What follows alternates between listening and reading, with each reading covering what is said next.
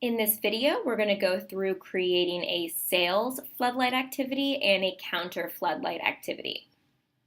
Once you've set up your advertiser and completed the floodlight configuration tab, we can now move into creating the actual floodlight activities that you will place on your site to track conversions. To start, we'll use this New button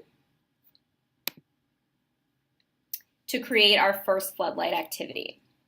So let's say that we have a sales confirmation page where we want to track sales that occur with a floodlight activity.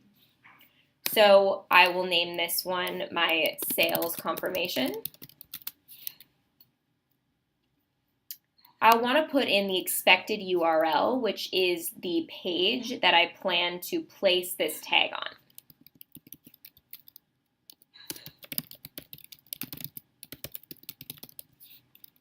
I'll then choose the tag type. So since this is going to be a sales confirmation page that I'm placing this, I'll want this to be a sales tag, which allows me to count conversions based on the transactions or items sold. And it also allows me to pass revenue information directly through the tag. If I had opted for a counter tag, this would actually just count conversions by times that the tag fired based on the time frame that I've set up to configure this. Since this is going to be a sales tag, I can opt either to count it as transactions or items sold. So for example, if a user purchased 5 items in a transaction, if I had it set as transactions, that would count as one conversion because there was one transaction. But if I had it set as items sold, that would count as 5 conversions because there was 5 items purchased. Before I can move on, I need to create an activity group, which is basically a way to group your different floodlight activities together. We can create one that would be something like sales confirmation pages. Maybe I'll have another group called landing pages. I can separate these groups out based on the type of page so that every tag I create, I can put into a group. You also might instead set these groups up based on the different websites that you're planning on placing floodlight tags. Whatever makes the most sense for you to be able to group your tags together.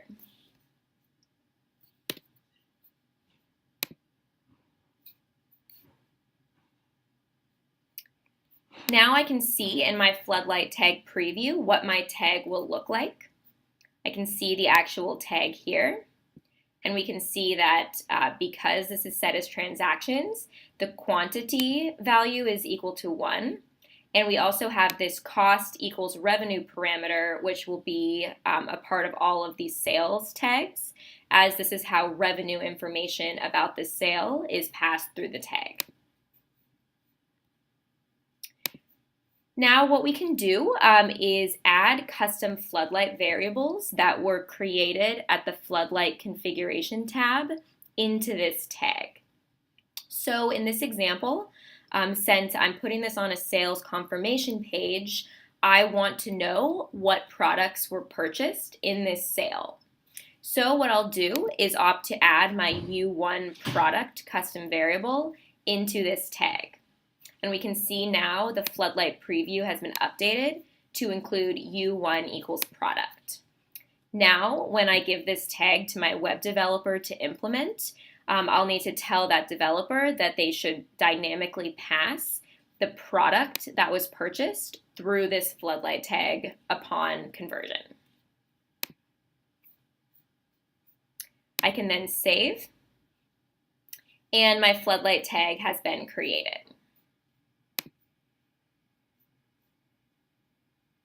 Next, if I want to create a counter tag, so instead of tracking sales, I want to just count conversions, I can follow that same process.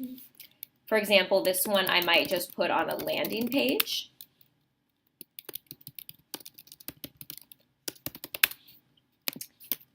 and I would then put in the landing page that I planned to place this tag on. As this one is going to be a counter tag, as in it's not passing information about a sale, it's just counting conversions, I'll select counter. I do need to create a new activity group for this type of tag, which I will call landing page.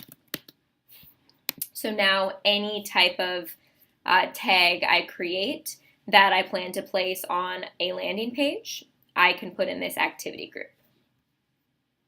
For the counting methodologies, I can choose 3 different options. I can either have it count standard, so every time that that floodlight tag fires, it will count 1 conversion. I can have it set as unique, so that it will only count 1 conversion per unique user every 24 hours. Or I can choose per session, which would count 1 conversion per session that is determined by your site. In this case, I'll choose unique. Again, we can see the floodlight preview and we can see the tag populating. In this case, I don't actually want to add any of my custom floodlight variables to this particular tag, so I would not need to check any of the variable boxes. Instead, I'm finished with this tag, so I can go ahead and save. And now, if I'm just under the Floodlight Activities tab, I can see my 2 tags I've created, as well as the details and information about these tags listed in the columns. And when I'm ready, I can select the tags and opt to export them into either a text or Excel file, and then I can send this to my web developer or whoever is able to implement these tags on my site to actually put them in the site code to begin tracking conversions.